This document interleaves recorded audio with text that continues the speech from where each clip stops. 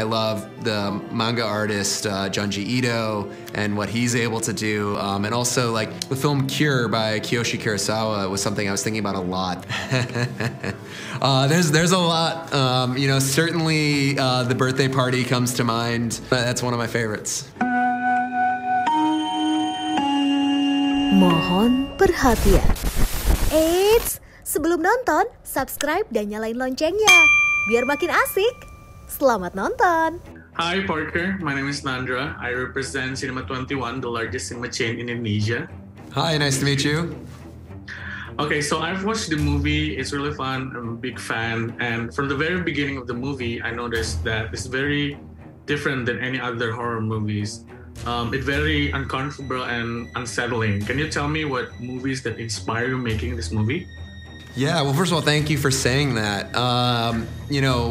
There was a lot of stuff that was kind of like swimming around in my head as I was, developing and writing and making the film.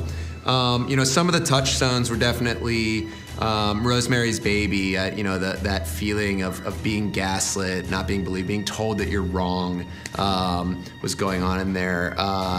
The Todd Haynes film, Safe, is one of my favorite films, and it was something that I was thinking about a lot. The way it puts you in the anxiety of the character, and it just like doesn't let you go.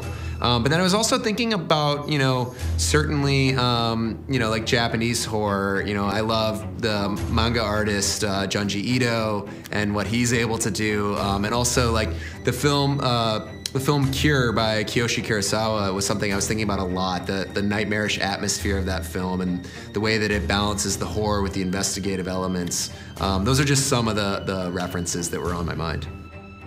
Got it. So what do you think the most important thing in a good horror movies? I think like certainly you want to be able to scare an audience. I think that's really important for a horror film, but I think that the best horror films, they, are telling a really compelling human drama at their core. They need to work in that way first, because as a viewer, I can't be afraid of a horror film unless I really care about the character. So that's really important. And then of course, I think, having an unexpected ending makes a big difference. Okay, so Smile features more practical and mechanical effects rather than CGI, right? Is there any particular reason why you prefer that? I grew up with practical effects. I have always been drawn to them. It's one of the reasons I wanted to make horror films. And I knew from the very beginning that I wanted to utilize practical effects in Smile.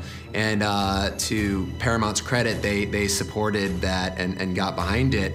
And I think that practical effects, they just hit different. I think not only do they give the actors something to interact with on set, which makes a difference for performance, but I think the viewer at home, when they're watching something that's actually unfolding in front of the camera, it's got a different weight, a different gravity to it, and it really messes with viewers, I think.